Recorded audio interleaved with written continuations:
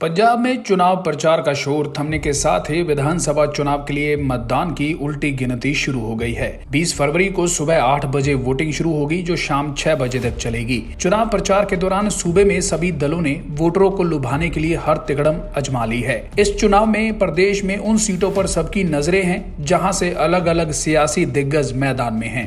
इस बार पंजाब की हॉट सीटों में मोगा, धूरी, चमकौर साहिब, भदौड़, अमृतसर ईस्ट, जलालाबाद, पटियाला, लंबी और समराला शामिल हैं। लंबी सीट पर प्रदेश के सबसे उम्र दराज नेता और 5 बार मुख्यमंत्री रह चुके प्रकाश सिंह बादल मैदान में हैं। उम्र और स्वास्थ्य बड़े बादल की सबसे बड़ी परेशानी बन सकते हैं। कैप्टन अमरिंदर सिंह पटियाला सीट से पहली बार अपनी पार्टी के टिकट पर मैदान में हैं। कांग्रेस का काडर वोट उनके हाथ से निकल चुका है और यही उनके सामने चुनौती भी बन सकती है। अमृतसर ईस्ट सीट पर कांग्रेस के नवजोत सिंह सिद्धू और अकाली दल के विक्रम मजीठिया आमने सामने प्रतिष्ठा की लड़ाई लड़ रहे हैं। 18 साल में पहली बार सिद्धू को इस तरह की सीधी चुनौती मिली है। यहां आम आदमी पार्टी की उम्मीदवार जीवनजोत कौर, जो कि अंडर करंट हैं, उसने दोनों दिग्गजों की चिंता बढ़ा रखी है।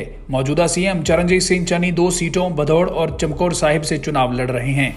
दोनों ही जगहों पर उन्हें आम आदमी पार्टी और अन्य दलों से चुनौतियां मिल रही हैं।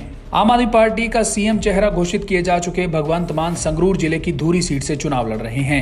मान धूरी के रहने वाले नहीं हैं, इसलिए वहां उनके सामने बाहरी होने की चुनौती ही सबसे बड़ी है। इसी के साथ ही बॉलीवुड अभिनेता सोनू सूद की बहन मालविका सूद मोगा सीट से कांग्रेस टिकट पर मैदान में है। पहला चुनाव होने के कारण इलेक्शन मैनेजमेंट उनके सामने बड़ी चुनौती है।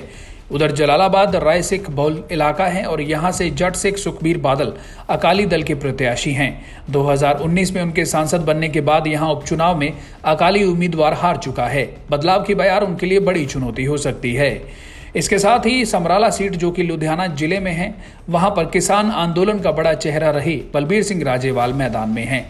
राजेवाल का यह पहला चुनाव है और उन्हें इलेक्शन मैनेजमेंट का कोई अनुभव नहीं है, इसलिए अब इन सियासी दिग्गजों का परफॉर्मेंस इस चुनाव में कैसा रहता है, यह 10 मार्च को पता चलेगा, जब चुनावी नतीजे सबके सामने आएंगे। ब्यूरो रिपोर्ट, सच कहूं।